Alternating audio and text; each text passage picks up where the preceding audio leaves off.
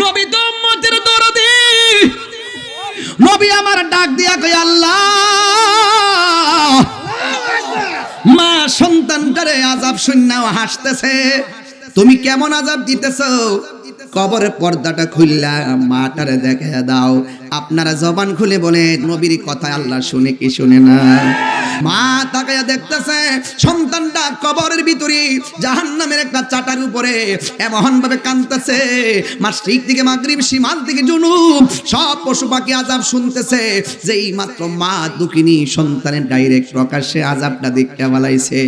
এবার আলমা ডাক দিয়া কয় আল্লাহ, আগে যদি জানতাম আমি বদদুয়া দিলে আমার পুত্রে এমন ভাবে জ্বালাইবা, কোনদিন আমি সন্তানরে বদদুয়া দিতাম না। আল্লাহ, আমার সন্তান আমারে কষ্ট দিছে, আমি মা সব ভুইলা গেলাম। দেখছেন নি মা কেমন জিনিস।